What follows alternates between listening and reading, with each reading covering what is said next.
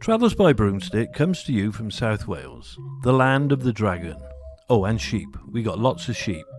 Welcome to all you good people out there in podcast land. So, let's get the broomstick out the garage, and off we go.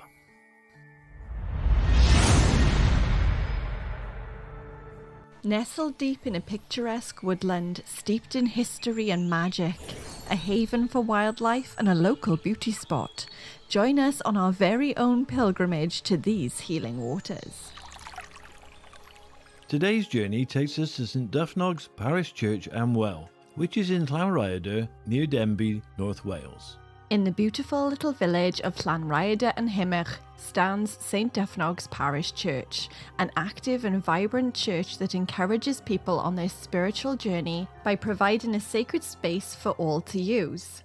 There has been a church on this site since the 6th century. The oldest part of the church is the tower, which dates back to the 13th century. The body of the church dates back to the 15th century. The nave is in 2 equal portions, eglwys double and Gymraeg. This is where the congregation sits, and it really is such a peaceful place. It most certainly feels like a spiritual haven. St Dyfnog's parish church is a Grade 1 listed building. It is most famous for its Jesse window, a visual representation in stained glass of the family tree of Jesus Christ, showing some of his ancestors as far back as Jesse. The inspiration for the whole concept of the Jesse window comes from the prophecy of Isaiah, chapter 2, verse 1.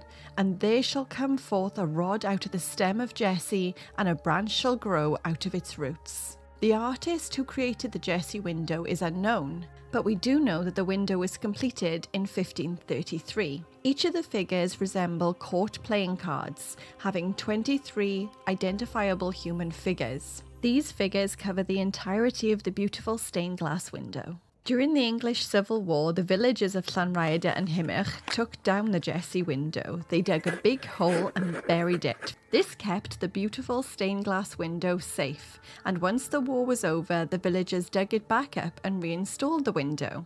The window is said to have been financed by the revenue from the people who came to visit St Dyfnog's well, which is only a short walk from the church. A wood carving guards the entrance to the magical trail to St Dyfnog's well, which is hidden deep in forest. So, who is St Dyfnog? St Dyfnog was born around 570 AD. He was the son of Medrod ab Caradog Frithfas and brother of the grandfather Coifen.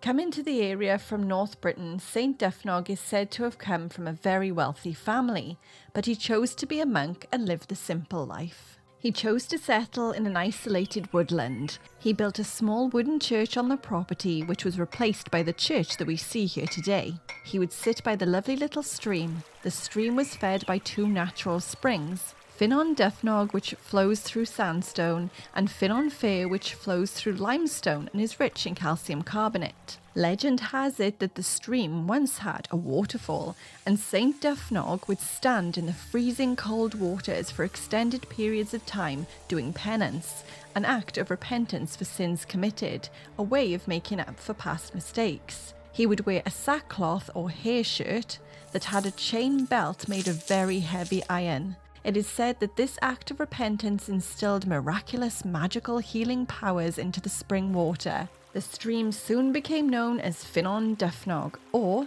Dyfnog's Well. As devotion for St Dyfnog increased, the well became known for its healing powers, and in the Middle Ages the spring became renowned as a holy spring, attracting numerous pilgrims to come and bathe in the healing waters. People would come from far and wide to visit St Dyfnog's Well. They would anoint themselves, pray, and submerge themselves in the holy waters in hopes that they would be cured of their ailments.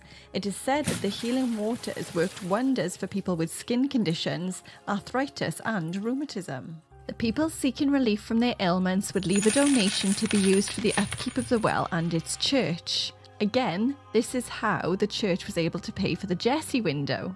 There was once said to be changing rooms for the people who wanted to bathe in the well waters. There was also said to be a chapel, which had the images of the 12 apostles inside. It was such a popular place for pilgrims due to the water's miraculous healing powers. By the 1700s, the well was owned by Llanrhaeadr Hall as part of their pleasure gardens and may even have become a wellness spa, something that was incredibly fashionable during the Georgian period.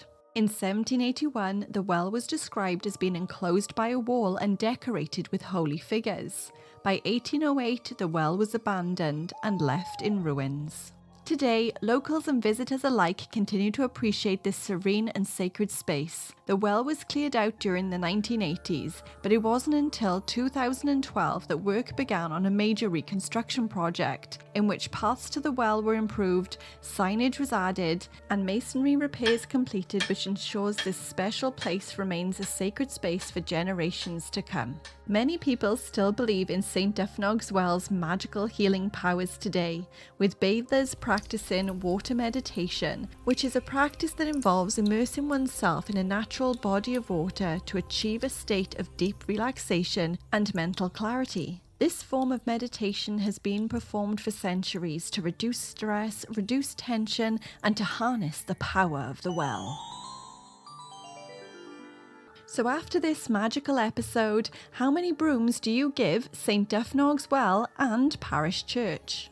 Well, I'm going to give them 4.5 brooms. Did you learn anything while you were at the church and the well? Yeah, I did. It was very interesting. I enjoyed the Jessie window, and I learned that the festival of St. Dyfnog is on the 13th of February. There is also some conjecture as to whether this is a Roman monument or a pagan monument.